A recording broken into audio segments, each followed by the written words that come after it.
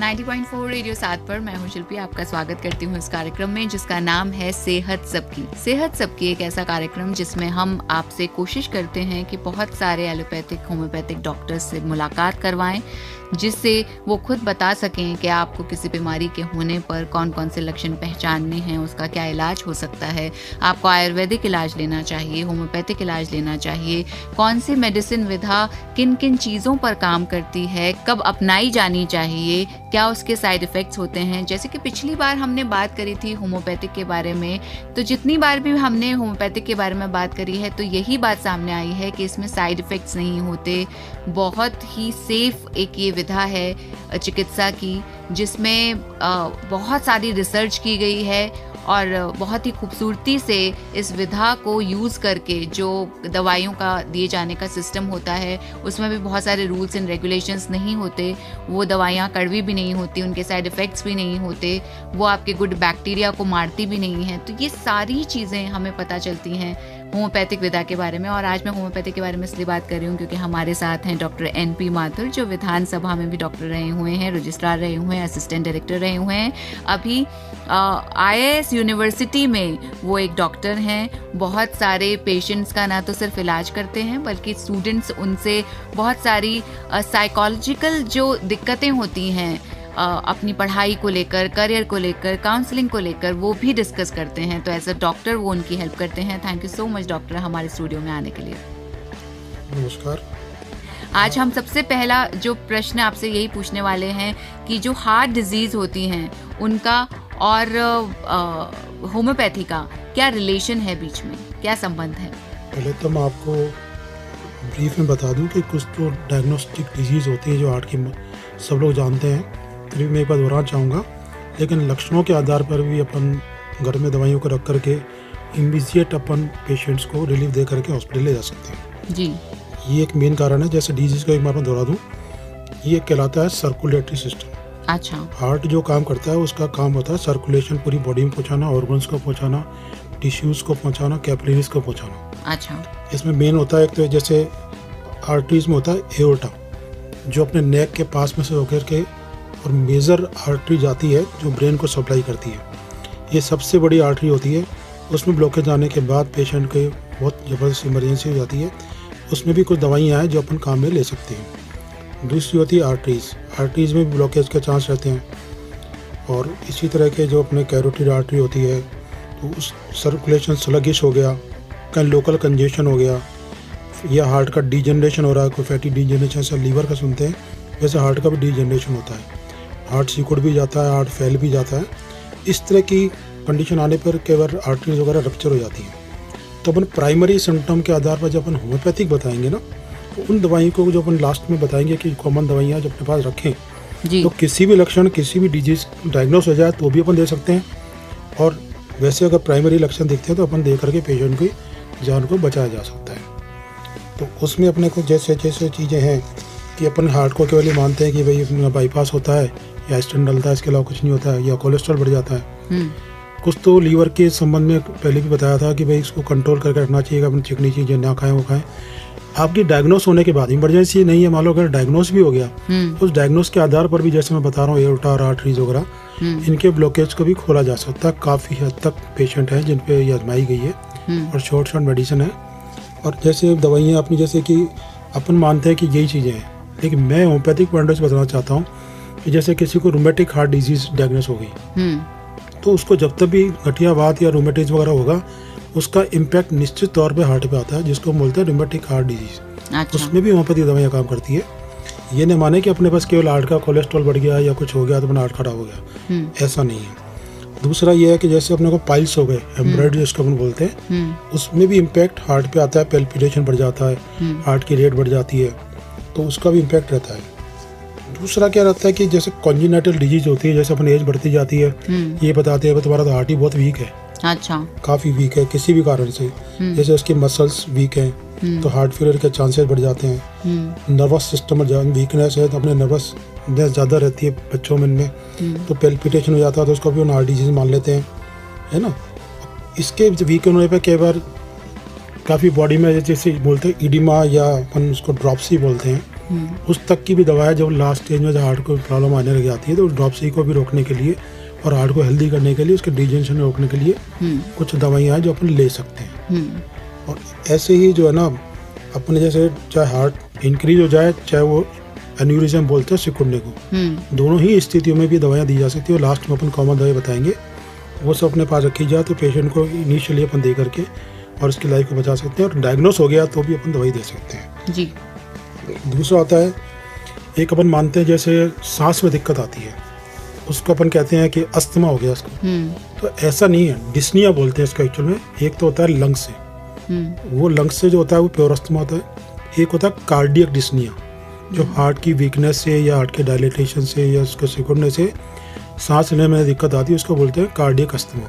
अच्छा। तो ये भी थोड़ा डिफ्रेंशिएट करने की कोशिश करें, डॉक्टर से पूछे अपने जहाँ भी जाते हैं जहाँ पर ट्रीटमेंट चल रहा है। तो कार्डियक डिस्निया अलग होता है, और उसकी हाइपर कई बार जो हार्ट के एनलार्जमेंट में दोनों में ये काम करती है और उसमें सांस हो जाता है। उसको अपन डिफ्रेंशिएट करें कि ये लंग से हो रहा है या मेरे को हार्ट से हो रहा है।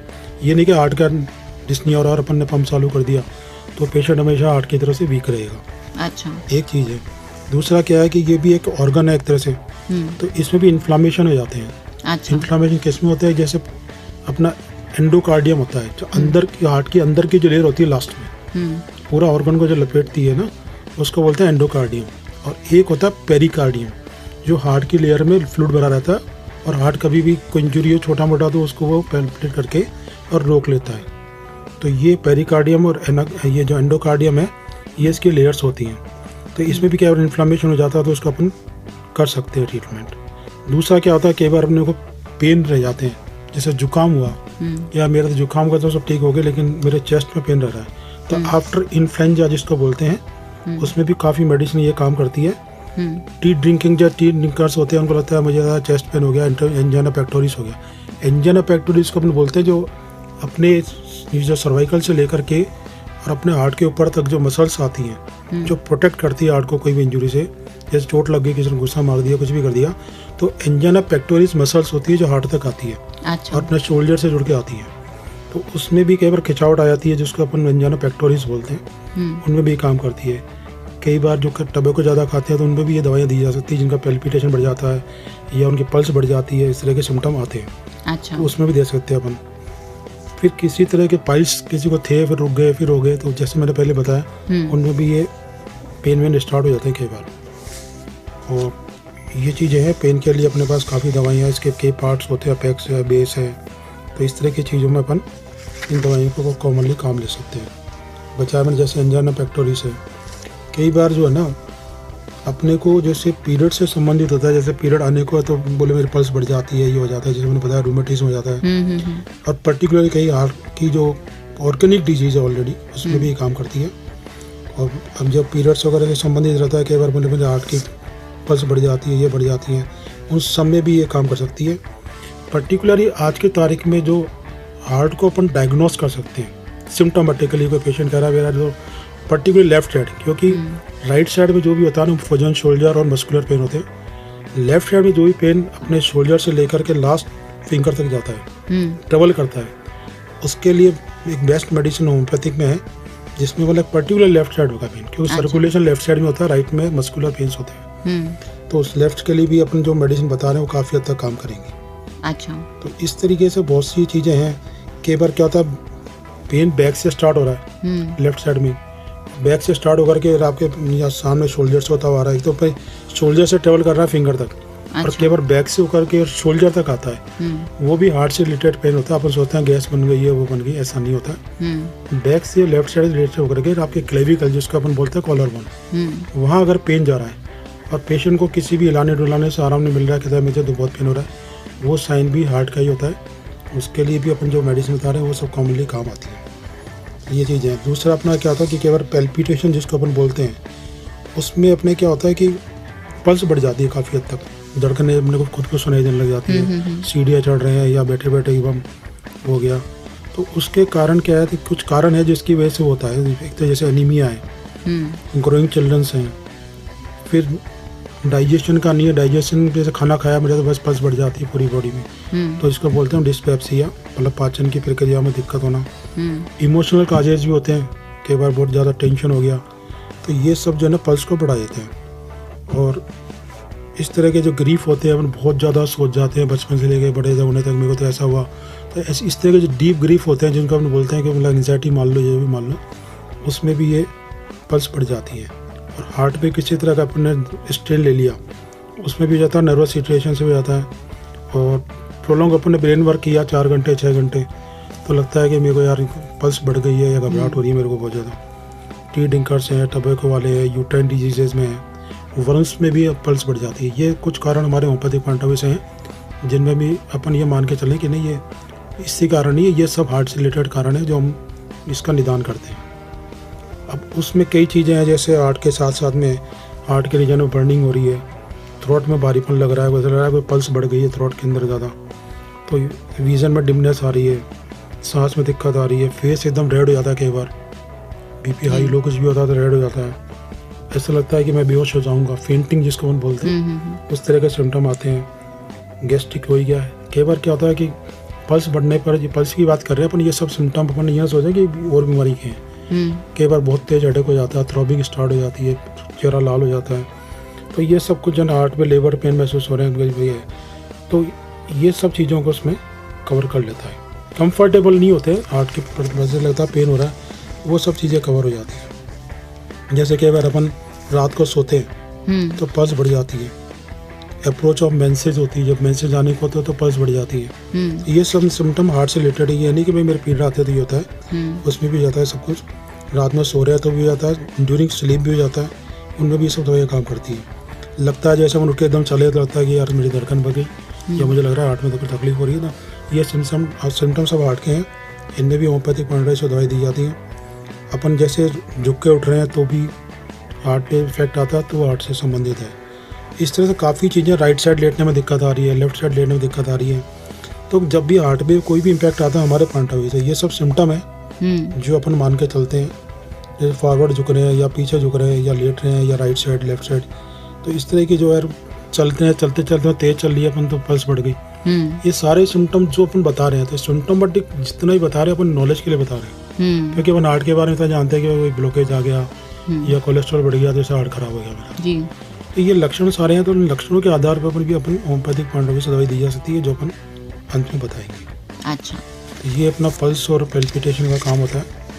और इसी तरह से जैसे वाल्व वगैरह होते हैं, जैसे वाल्व की खराबी हो गई, खराबी हो गया, हार्ट के 4 पार्ट होते हैं। ऊपर होते हैं लेफ्ट वाला एट्रियम, राइट एट्रियम, और नीचे जो होते हैं वेंट्रिकल्स होते हैं, लेफ्ट और राइट वेंट्रिकल्स।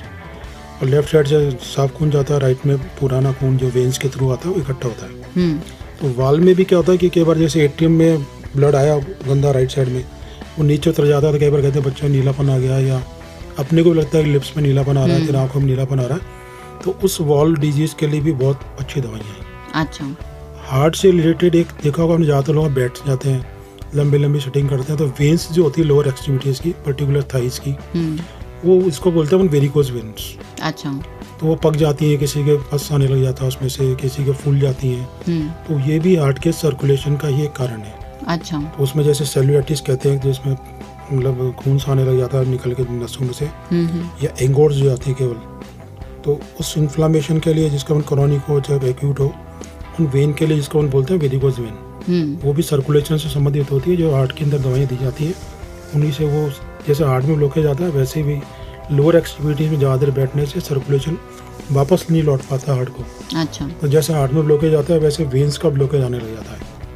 अच्छा, तो उसमें भी ये भी हार्ट से रिलेटेड होता है, कुछ हद तक लीवर से रिलेटेड भी होता है। अच्छा, एक अपन जो बात करें वेरिकोज की, तो कई बार फीमेल में जो पेल्विक रीजन होता है उसमें भी ये वेरिकोज वेन इस तरह से स्टार्ट हो जाती हैं। और जैसे कई चीज़ों में है जो अपन मान के चलते, पोर्टल जिसको अपन बोलते हैं लीवर से संबंधित है, पोर्टल वेन, तो वो भी वीसी का हार्ट का वेन का कारण होता है। अच्छा, तो इस तरह से आपने हमें बहुत एक चीज़ और है, जैसे अभी बीच में जो कोविड आया था जी, तो खाली किसी को भी दिक्कत हो रही तो हार्ट पे ज़्यादा दिमाग लगा रहे थे, लेकिन क्या होता था जैसे हार्ट के अंदर लीवर से जो ब्लड सर्कुलेट होकर के आता है, जब लंग्स से जब ऑक्सीजन लेकर के हार्ट में जाता है तो एक पल्मोनरी वेन होती है। अच्छा, अक्सर क्या होता है कि अपन जब हॉस्पिटल जाते हैं ना, तो ज़्यादातर वो हार्ट को ही कवर करते हैं, जी मैंने जो मेरे अपने एक्सपीरियंस से देखी तो एक पल्मोनरी वेन होती है जिसके लिए हमारे काफ़ी मेडिसिन है। एक आध मेडिसिन पर्टिकुलर है जो पिक्यूलियर है, उसको अनकॉमन सा न मान करके वो छोड़ देते हैं कि हार्ट पे है। मैं ये कहना चाहूँगा एक मेडिसिन है एस्पाइडोसपर्मा। अच्छा। वो कभी भी हार्ट की तकलीफ को अपन रिपेयर करवा रहे हैं या ठीक करवा रहे हैं, दवाई ले रहे हैं, लेकिन फिर भी अपने को लग रहा है कि अपना हार्ट सही काम नहीं कर रहा या वीक है, तो एक बार उस दवाई को भी पल्मोनरी आर्टरी से कहीं ब्लॉकेज आ रहा है हार्ट के नीचे होकर के, जो वहाँ पे हिडन रह जाता है, तो उसको भी अपन ले सकते हैं। तो एक जो मोस्ट कॉमन देख रहा हूँ कि अपन हार्ट पे देखते हैं हॉस्पिटल जाते हैं जो भी, और कोलेस्ट्रॉल की दवाई दी जाती है पतला करने के लिए तो कई बार जो केसेस देखे गए थे कोविड टाइम में, तो पल्मोनरी आर्टरी से स्टीनोसिस रुकावट जिसको बोलते हैं, तो वो हार्ट को ऑक्सीजन लेकर नहीं दे पाता है। अच्छा। तो केवल उस कारण से भी वो वीकनेस महसूस करने लग जाता है, मैं चल नहीं पाता हूँ, इस तरह से। तो आपने बहुत सारी हमें बताई कि ये लक्षण हो सकते हैं, लेकिन एज अ होम्योपैथिक डॉक्टर आप हमारे लिसनर्स को क्या क्या रीजंस बताएंगे ये सारी चीज़ों के, जैसे ब्लॉकेज आ जाना या फिर क्लॉटिंग हो जाना, या जैसे कि आपने बताया कि गठिया के रोग में या पाइल्स के रोग में भी बहुत ज़्यादा एक रोल होता है हार्ट का। तो ये सारी चीज़ें क्यों हो रही हैं, इसका अगर आप रीज़न बता सकें जिससे लिसनर से समझ पाएं कि उन्हें अपने दिल का ख्याल कैसे रखना है। बताया ना कि सर्कुलेटरी सिस्टम, तो सर्कुलेटरी सिस्टम में तो अपने स्किन है, चाहे नेल्स है, चाहे अपने ऑर्गन्स है, यूट्रस है, जो भी है, तो क्या होता है रेक्टम में भी जो पाइल्स होते हैं ना उनका एंगोरमेंट हो जाता है, बुलाल हो जाते हैं, पक जाते हैं, तो वो ब्लड का सर्कुलेशन का पार्ट है कि कहीं ना कहीं क्लॉटिंग दे रहा है वो। कैपिलरीज होती है जो लास्ट अपनी फिंगर्स है या अपने फीट की जो फिंगर्स है, तो वहाँ तक सर्कुलेशन का काम रहता है। अच्छा। वहाँ ब्लॉकेज स्टार्ट हो जाता है, जैसे मतलब वेरिकोज वेन हो गया, तो ऐसे यूट्रस को सप्लाई नहीं हो रही थी, वहाँ पे गैंग्रीन बनना शुरू हो जाता है। अच्छा। तो पीरियड्स के टाइम में क्लॉट आ जाते हैं, कट जाते हैं, तो उसमें उसका रोल भी रहता है कि ब्लड अपना हेल्दी नहीं मिल रहा है। तो ऑर्गन वाइज गठिया में, वात में, पाइल्स में, जैसे मैंने बताया, तो इसमें उसका रोल रहता है, तो वो वहाँ पर भी क्लॉटिंग को डिसॉल्व करके और कर देता है। तो अपन जैसे अपन ने देखा बड़ी बड़ी वेन जो है ना, सबसे बड़ी वेन जो है वो एओर्टा है, तो उसमें अगर कोई ब्लॉकेज आ गया तो सबसे पहली चीज़ तो वो है, क्योंकि उसमें तो टाइम मिलता ही नहीं, तो अपने को पेशेंट को पहले जो दवाई बताऊंगा वो आप शुरू में दे दें, तो हो जाता है। आपका डायग्नोसिस हो गया, लेकिन फिर भी आप ठीक नहीं हो रहे, तो कोलेस्ट्रॉल को घटाने के लिए भी वो दवाई काम करती है, क्लॉटिंग को भी रोकती है, और कहीं पर भी एओर्टा में, आर्टरीज में, वेन्स में या अपना कैपिलरीज में अगर जो भी ब्लॉकेज है उसको खोल देती है। तो ये दवाइयाँ उसमें भी काम करेगी, तो अपने जितने भी ऑर्गन में सर्कुलेटरी सिस्टम जो है ना वो हेल्दी हो जाएगा, तो वो इस वजह से अपना रोल अदा करती है। तो आपके पास जितने भी पेशेंट्स आते हैं उनमें सबसे ज़्यादा जो हार्ट डिजीज़ के पेशेंट्स क्या आपके पास आते हैं, और अगर आते हैं तो उनकी क्या शिकायतें होती हैं और उनका क्या लाइफस्टाइल में चेंजेस होते हैं जिस वजह से उनको हार्ट डिजीज़ का खतरा होता है? 2003 के आसपास की बात बताऊँ, तब से मेरे पास हार्ट के पेशेंट हैं, तो उनको क्या था कि उस टाइम पर केवल स्टेंट वगैरह तो थे नहीं, केवल बाईपास किया जाता था। अच्छा। और मोस्टली वो 8-8 लाख रुपए खर्च करते थे, तो हर एक कोई की स्थितियाँ नहीं थी ऐसी जी। तो मैं विधानसभा में था, तो हमारा 9 से और 6 बजे तक का टाइम पूरा रहता था, मतलब आउटडोर सबके लिए था, जनता के लिए था। तो वो पेशेंट कहाँ जाएं, तो उनमें मेरी अपनी जो नॉलेज के अनुसार जो मैंने सर्कुलेटरी सिस्टम पढ़ा, उनमें जो मुझे को जो समझ में आया उसी से मैंने 20 साल में गेन किया। तो उनमें से आज भी वो लोग मौजूद हैं, इनकी एज 85 हो गई है, वो इंडिपेंडेंटली यात्रा भी कर रहे हैं, धार्मिक यात्रा भी कर रहे हैं, सब कुछ कर रहे हैं। उनके आज 85 तक एज हो गई है 20 साल में। और उसके जिनको डॉक्टर ने कहा था कि अब तो तुम आराम करो या चलो फिरो मत, वो आज आराम से चल फिर रहे हैं। तो उन्हीं के एक्सपीरियंस के आधार में मैंने इस पर स्टडी करी, और मेरे को वहाँ 100 पेशेंट पर डे का एवरेज करीब मिलता था, उसके बीच में मुझे अवार्ड मिला।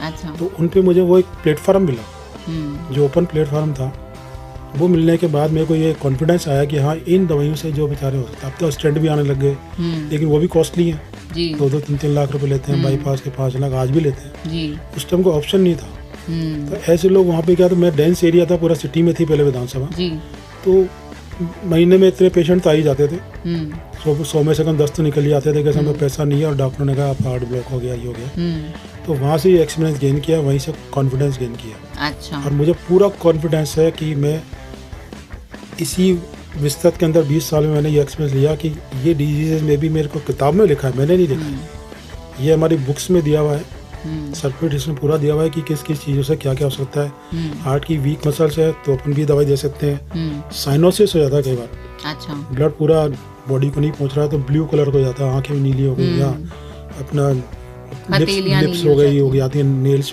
नीले हो गए, मतलब कुछ ब्लूनेस आने लग जाती है, ऐसा होता है कि अपन बिल्कुल पॉइजनस ब्लड ले रहे हैं। जी जी जी। उस तक को भी क्लियर कर देते हैं अपन। तो मेरा मानना है कि 99.9% काम करता है, 1% तो ऊपर वाला बाकी अच्छा, जिंदगी वही देता और है। अपार्ट फ्रॉम मेडिसिन आप अपने पेशेंट्स को क्या राय देते हैं कि मेडिसिन के देखो, अलावा मेरा और क्या मैडम ये करना मानना है कि देखो मेडिसिन अपना वर्क करती है चाहिए? अच्छा।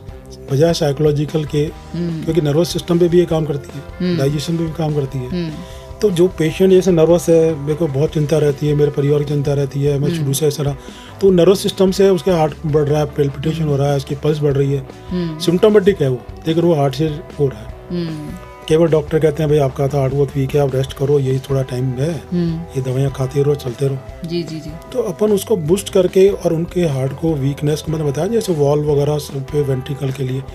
एक चीज़ और है, जैसे जो मैं डायग्नोस्टिक बात कर रहा हूँ, हार्ट का जब भी अपन चेकअप कराते हैं ना, जैसे ओल्ड एज में मोस्टली होता है, तो एक लेवल होता है हार्ट का, वो अब किसी भी एज में हो 50% से अबव रहना चाहिए। अब जब भी आप कभी आप एंजियोग्राफी कराएंगे तो उसमें लिखा होता है 40%, 25%, 35%। तो वो परसेंटेज आती है कि आपका हार्ट कितना वर्क कर रहा है। अच्छा। तो एक डेंजर से बचने के लिए अपना अबव 50% रहना चाहिए। ये अच्छा। डायग्नोस्टिक वैल्यू है, मेरा नहीं है। अच्छा। तो जो अपन देखते हैं जो भी रिपोर्ट वगैरह, तो कई पेशेंट ऐसे भी हैं जिनको कि बाईपास भी हो गया, स्टंट भी हो गया, लेकिन हार्ट 25% काम कर रहा है, 30% काम कर रहा है। वो आज चल रहे हैं, अपनी व्हीकल चलाते हैं और अपना काम कर रहे हैं। 80 के आसपास की एज भी है, 60 के आसपास के भी हैं। बच्चे भी हैं जिनके अंदर कहते हैं भाई इनके होल हो गया हार्ट में, कॉन्जिनाइटल आता है कि हार्ट में होल हो गया, ये हो गया, एज के अकॉर्डिंग ठीक हो जाएगा, नहीं तो ऑपरेट करना पड़ेगा। ऐसे पेशेंटों को भी दवाइयाँ लागू होती है। अच्छा। एक खास बात ये भी है कि बच्चा हो चाहे बड़ा हो, हमारी पोटेंसीज और मेडिसिन कॉमन होती है। अच्छा। तो बड़ा छोटा कोई नहीं कि तुम्हारे को 500 mg देनी है, 100 mg देनी है। ये एक बहुत बड़ा हमारा हाँ, ये बहुत अलग है बाकी सारी विधाओं से। ऐसा नहीं कि भाई बच्चा है कि ये बूढ़ा है या 80 साल का, ये 20 साल का है, सिम्टम मिलानी और अपनी दवाई आप दे दीजिए। चाहे वो बच्चा 10 साल का हो, क्योंकि साइड इफेक्ट्स नहीं है ना। नहीं मैडम, साइड इफेक्ट्स नहीं है, मेडिसिन सिमिलर होनी चाहिए, प्रॉपर होनी चाहिए, तो वर्क करेगी। मैं क्या कहता हूँ कि परहेज से ज्यादा दवाई लोगे ना तो दवाई ज्यादा काम करेगी। परहेज के बाद तो फिर बीमारी तो हो ही चुकी है, आपको कॉन्जिनाइटल से लेकर के आपके एज के अकॉर्डिंग, कोई कहेगा आपको एज डिजीज है, एज के अकॉर्डिंग हो गया। एपोप्लेक्सिया होता है। अच्छा। ब्रेन को ऑक्सीजन कम मिलती है या सप्लाई कम मिलती है, उसको एपोप्लेक्सिया बोलते हैं। अच्छा। तो मोस्टली में टिनिटस हो जाता है, कानों में झंझनाहट आ जाती है, बीपी हाई हो गया, कानों में सीटी बजने की समस्या टिनिटस कहते हैं उसको। अच्छा। टिनिटस। अच्छा। तो वो एज के रिगार्डिंग भी होती है, सब कुछ होती है, लेकिन ये सर्कुलेशन जो होता है, किसी के बीपी हाई है तो उसको इस तरह की जैसे 170 पहुंच गया तो कानों में सीटियाँ बजने लग जाती है, वो भी एक सर्कुलेशन का पार्ट है। अच्छा। ईयर में कोई डिजीज है, लेब्रिंथ ग्लैंड में कोई सिम्टम आ गया, या क्रॉनिक कोराइजा है या साइनोसाइटिस है, उस पीरियड में भी कान में तकलीफ आती है कि ENT, ear nose and throat, उस पीरियड में तो फिर वो अलग से डिजीज हो जाती है। अच्छा। कि ईयर नोज एंड थ्रोट में लगातार जुकाम है, साइनोसाइटिस है, माइग्रेन है, उस डिजीज से अगर कान को कोई दिक्कत आ रही है तो वो टिनिटस अलग है। अच्छा। लेकिन कोई कहता है मेरे को बीपी आई रहता है और मुझे काफी टाइम से इलाज भी करा रहा हूँ, दवाई भी ले रहा हूँ, लेकिन मेरे कानों में सीटियाँ बजती कभी कभी, मुझे उठ के बैठना पड़ता है, वो सब सर्कुलेशन से है। अच्छा। क्योंकि जो ENT की डिजीज से होगा ना वो कंस्टेंटली रहेगा।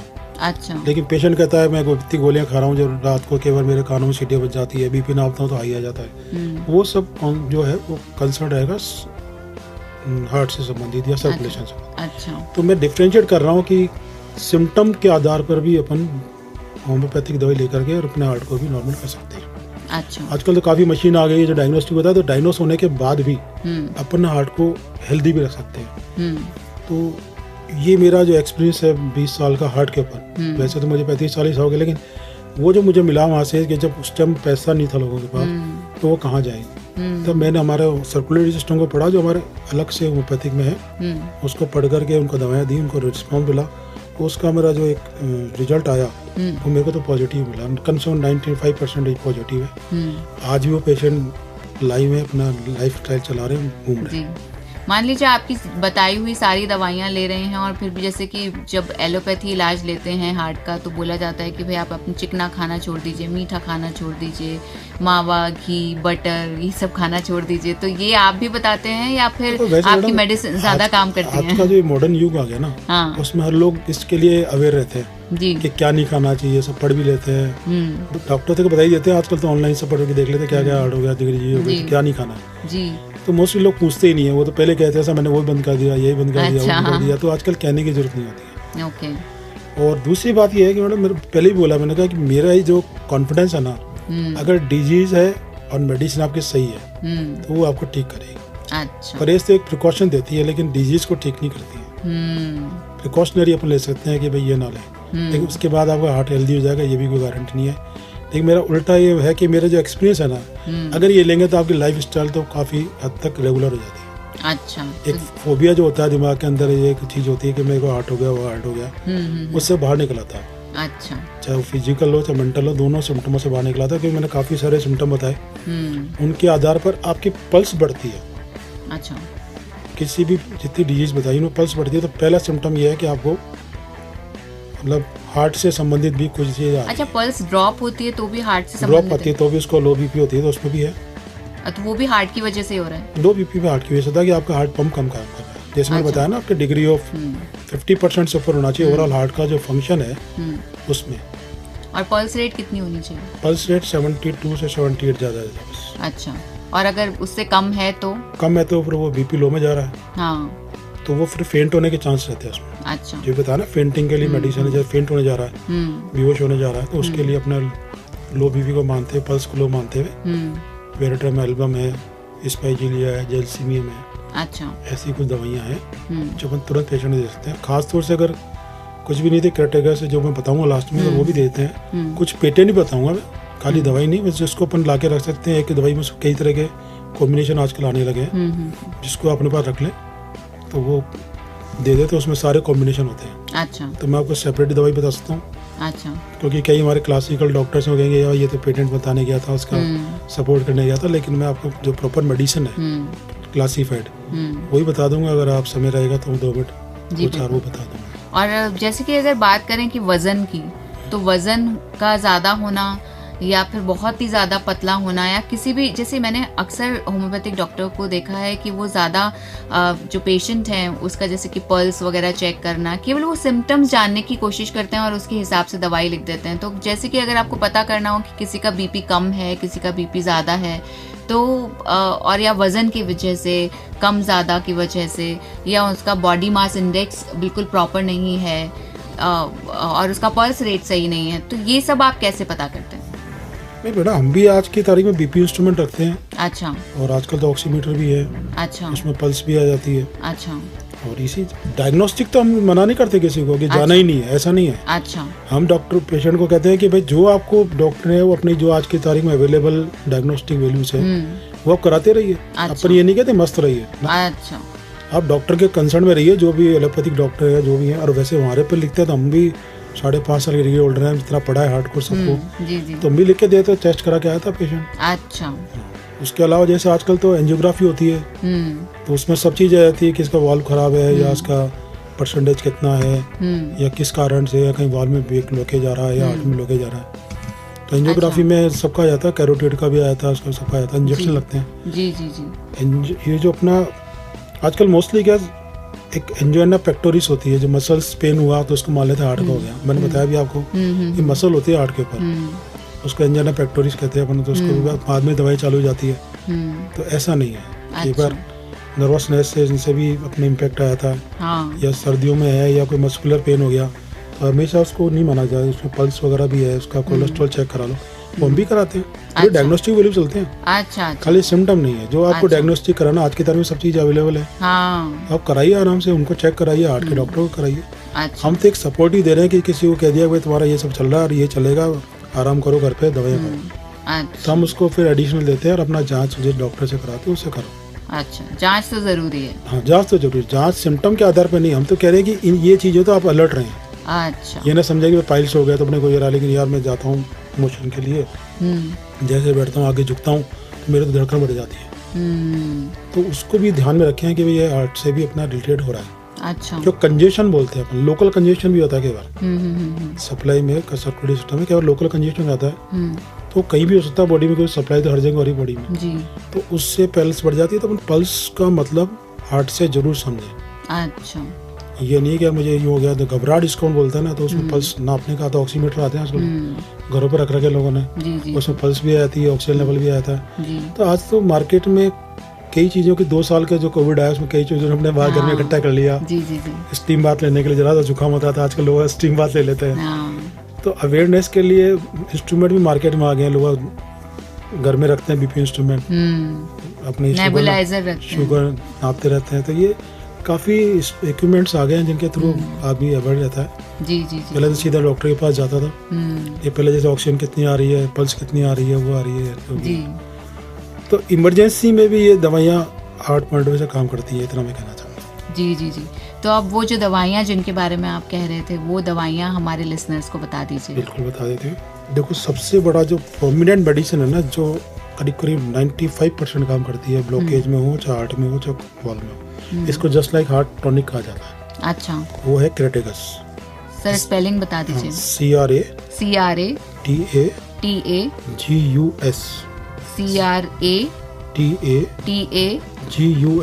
GUS क्रेटेगस मदर टिंचर, जिसको अपन क्यू लिख सकते हैं, आगे क्यू के रूप में लिखेंगे तो मदर टिंचर ही कहलाएगा। अच्छा। तो ये 15-15 बूंद चौथाई कप पानी में दिन में 3 बार। 15-15 बूंद चौथाई कप सिंपल पानी में 3 अच्छा बार। ये सबसे A ग्रेड मेडिसिन है, अंडरलाइन मेडिसिन है, रेड लाइन मेडिसिन है। अच्छा। ब्लॉकेज हो, कैपिलरीज में हो, किस में होता है, ये काम करती है। पल्स वगैरह अपने हो रहा है तो उसके लिए डिजिटेलिस DIGITALIS DIGITALIS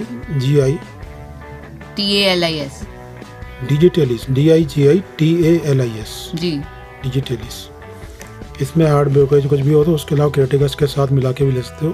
तो डिजिटेलिस है, ये पल्स वगैरह बढ़ती है दबाती है। अच्छा। हार्ट में कोई ऑर्गेनिक डिजीज पैदा हो रही है तो उसमें अपन ये तो 2 लेंगे। एक आती है आइबेरिस, IBERIS, ठीक है, ये सब मदर टिंचर्स है। अच्छा। आइबेरिस। हाँ। एक होता है स्ट्रोफेंथस, अच्छा, तो उसमें होता है STROPANTHUS,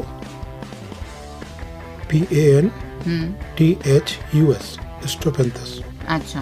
एक होता है कैक्टस जी, CACTUS, कैक्टस जी, ठीक है। और एक होता है स्ट्रोफेंथस, ये लिखवाई दी आपको मैंने, ठीक है ना। ये सब के अलावा एक पोटेंसी आती है संबुल 30, ये तो सब मदर टिंचर्स है। अच्छा। जो 15-15 बूंद चौथाई के पानी में ली जाती है। अच्छा। एक होता है संबुल, SUMBUL। अच्छा। ये जनरल में कई बार होता है आदमी को, जैसे चलते चलते कभी एकदम धड़कन बढ़ गई, कभी रहता सांस नहीं आ रही है, कभी इंटरमिटेंट पल्स हो जाती है, थोड़ी देर आगे रुक गई, फिर स्लो हो गई, फिर हार्ड हो गई। उसमें ये हमेशा अपने साथ रखिए, जैसे मदर टिंचर रखते हैं तो उसमें क्या इमीडिएटली ये फायदा कर देती है। अच्छा। जैसे 3-4 पल्स तेज आ गई, फिर स्लो पड़ गई, फिर लगता है मेरे रुकना पड़ता है। ऐसे में ये संबुल मेडिसिन इमीडिएटली उसको ऑक्सीजन दे करके और काफ़ी हद तक नॉर्मल कर देती है। अच्छा। लेकिन ये नहीं कि आप इग्नोर हो जाएं, आप इग्नोर नहीं होना है, अपने को दवाई पे डॉक्टर से ट्राई करनी है, और ये दवाइयाँ हैं जो अपन ले सकते हैं। जी, खास तौर से ये सब चीज़ें।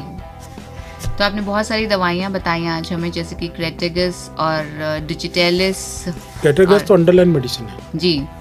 अब अगर जो आज की तारीख में जो अवेलेबल हो लगी, कुछ कंपनियां अपना देती हैं, तो उसमें एक तो होता है टोनिक कार्ड करके है, SBL कंपनी है। अच्छा। टोनिक कार्ड, उसमें क्रेटेगस भी होता है, कैक्टस भी होता है। अच्छा। कुछ मेडिसिन मिक्सचर होती है, तो बहुत सारी दवाई लेने की जरूरत नहीं है, ये अपन उसके रूप में भी रख सकते हैं। अच्छा। टोनिक कार्ड, ओके, उस पर लिखा होता है गोल्ड ड्रॉप्स। ओके, तो वो है, जर्मन में आती है डाई कार्ड। अच्छा। तो वो भी वही 15 बूंद ले सकते हैं, तो हमें काफ़ी हद तक जो कॉम्बिनेशन मिल जाएंगे उनमें। लेकिन जो ओरिजिनलिटी है वो हमारी मेडिसिन इन पे हमने प्रूव करी है।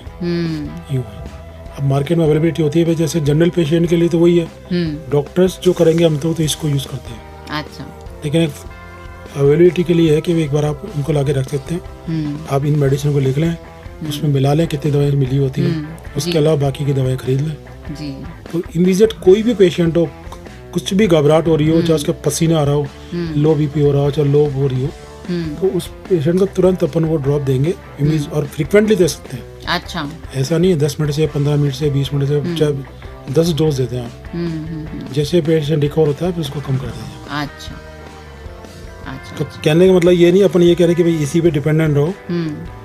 एक तो हो गया वैल्यू जो आपको डॉक्टर ने कहा और आपने कह दिया कि डॉक्टर घर रहो आप आराम से, आपका हार्ट 20% काम कर रहा है, 30 कर रहा है, तो वो पेशेंट लेगा तो उसको थोड़ा सा बूस्टिंग मिलती है, चलने फिरने में, सांस, ऑक्सीजन वगैरह सब धीरे धीरे प्रॉपर हो जाती है। कोलेस्ट्रॉल उसका धीरे धीरे कम होकर के नॉर्मल हो जाता है। अच्छा। हार्ट के मसल्स को भी मिलता है, मतलब जस्ट लाइक हार्ट टॉनिक से ही दवाई जो है। तो ये धीरे धीरे अगर इस्तेमाल करता है वो तो अपनी लाइफ को प्रोलॉन्ग कर सकता है। जी जी जी। एक हमारे होता है प्रोग्नोसिस। अच्छा। कि पेशेंट कोई भी डिजीज होती है उसको हम प्रोग्नोस करते हैं कि कितना चलेगा। अच्छा। और डॉक्टर बता भी देते हैं कि जैसे 4 महीने, 6 महीने, 10 महीने, तो हम उस प्रोग्नोसिस को प्रोलॉन्ग करते हैं। हाँ, लंबा करते रहते हैं, प्रोलॉन्ग करते हैं कि लाइफ की चलती रहे। बाकी तो भगवान रखता है सबसे ज्यादा, वहाँ जाके सब साइंस फेल हो जाती है। जी जी जी। लेकिन भगवान ने हमारे को भी दिया है मेडिकल साइंस, तो हम उसके बीच में आते हैं कि नहीं ये पेशेंट को तुम दवाई दे करके रोक सकते हैं जी, बाकी तो तुम्हारा काम है। हाँ हाँ, तो ये चीज़ है। राइट। तो आपने हमें बहुत सारी चीज़ें बताई आज डॉक्टर साहब। डॉक्टर NP माथुर आज हमारे साथ हैं। उन्होंने हमें ये बताया कि होम्योपैथिक के पास बहुत सारी दवाइयाँ हैं और वो बहुत ही विश्वास के साथ, जब कोई डॉक्टर कहता है ना कि नहीं तुम ठीक हो जाओगे, या वो विश्वास के साथ कोई भी डॉक्टर ये कहता है कि हम सही कर देंगे तुम्हें, तो फिर आप आधे वैसे ही सही हो जाते हो और आपको लगता है कि हाँ अब हम बिल्कुल सही हाथों में हैं। तो उन्होंने बड़े विश्वास के साथ कहा है कि आप हमारी बताई हुई मेडिसिन अगर लेंगे तो आप सच में सही हो जाएंगे। लेकिन साथ ही में उन्होंने ये भी कहा है कि केवल परहेज करने से, केवल एक्सरसाइज करने से, या फिर केवल लाइफस्टाइल में सुधार करने से, या तला भुना खाना ना खाने से, ऑर्गेनिक फूड खाने से आपकी जो बीमारी ऑलरेडी आपके पास है वो नहीं जाएगी। परहेज करने से वो कम हो सकती है लेकिन वो ज्यादा नहीं जाएगी। डॉक्टर साहब आप इसके बारे में कुछ कहना चाह रहे हैं? अभी रिसेंटली जो अपन ने न्यूज़पेपर में पढ़ा जी, अब वो कोविड से जोड़ रहे, जो भी जोड़ रहे, 5-6 डॉक्टरों की अभी डेथ हुई है जी। हाँ, तो वो चीजें नहीं आएंगी अगर ये दवाई लेंगे तो। अच्छा। और एज ए टॉनिक आप लाइफ लॉन्ग भी लेते हैं तो कोई हार्मफुल नहीं, कोई भी दवाई इनमें से सब प्लांट से आई हुई है, कोई हार्मफुल नहीं है। अगर आप लाइफ लॉन्ग भी लेते हैं ना तो कोई दिक्कत नहीं आएगी, इमरजेंसी तो नहीं आएगी कम से कम। Very nice. आप डॉक्टर तक पहुंच सकते हैं। अभी डॉक्टर्स का ज्यादातर हार्ट अटैक ही, इवन जो डॉक्टर खुद कार्डियोलॉजी के थे वो एक्सरसाइज करते समय ही उनको वही हुआ, सडन फॉल हुआ है। डॉक्टर शर्मा थे वो। तो मैं किसी को क्रिटिसाइज नहीं कर रहा हूँ, मैं कह रहा हूँ आज की तारीख में सेडेंटरी लाइफ पे जाते हैं, जो पहले मैंने बोला था जी जी, तो मानसिक रूप से और शारीरिक रूप से अपन कहीं ना कहीं इम्बेलेंस हो जाते हैं। तो मेरा तो ये कहना है एज ए टॉनिक इनको लिया जाए जी, और लाइफ लॉन्ग भी लेते हैं तो इसमें कोई दिक्कत नहीं है जी जी जी। और आपको खुद को सिम्टोमेटिकली महसूस होगा, जाने की जरूरत नहीं है। अगर जाते हैं तो वो तो मैं मना नहीं कर रहा हूँ, लेकिन आपको जैसे चलने में, बैठने में, उठने में, एनर्जी में अपने आप महसूस हो जाएगा विद इन 10 डेज 7 डेज कि हाँ मैं टुवर्ड्स बेटर साइड जा रहा हूँ। ये मेरा एक्सपीरियंस है, दावा नहीं, मेरा एक्सपीरियंस है। विद इन 10 डेज आपकी बॉडी खुद को बता देगी कि भाई मैं चल सकता हूँ, दौड़ सकता हूँ, या थोड़ी बहुत एक्सरसाइज भी कर सकता हूँ। लेकिन आप उसको लेकर के आप प्रिकॉशनर में रहेंगे, सडनली कोई ऐसा चांस नहीं आ सकता है कि अटैक ही आ गया। बाकी तो मालिक सबका मालिक एक। Thank you so much doctor हमसे बात करने के लिए। तो एक बार मैं फिर से आप सबको बता देती हूँ कि डॉक्टर साहब ने 2-3 बार ये बार बात कही है कि आप टेस्ट ज़रूर करवाइए, लक्षणों का, सिम्टम्स का ध्यान रखिए, और जो मेडिसिन्स उन्होंने बताई हैं वो आप किसी भी इमरजेंसी सिचुएशन को रोकने के लिए एज अ टॉनिक इस्तेमाल कर सकते हैं। उनके साइड इफ़ेक्ट्स नहीं हैं, आप उन्हें लाइफ लॉन्ग ले सकते हैं। लेकिन साथ ही में अगर कोई क्रॉनिक कंडीशन है तो प्लीज़ आपको इलाज करवाना, टेस्ट करवाना बिल्कुल बनता है। आपको खुद को अपनी सेहत के प्रति अवेयर होना होगा। Thank you so much doctor हमसे बात करने के लिए, हमारे स्टूडियो में एक बार फिर से आने के लिए धन्यवाद। 90.4 रेडियो 7 पर मैं हूं शिल्पी। आपसे फिर मुलाकात होगी सेहत सबकी के एक और एपिसोड में। तब तक के लिए सुनते रहिए रेडियो 7 सदा आपके साथ। अभी के लिए स्वीकार कीजिए मेरा नमस्कार।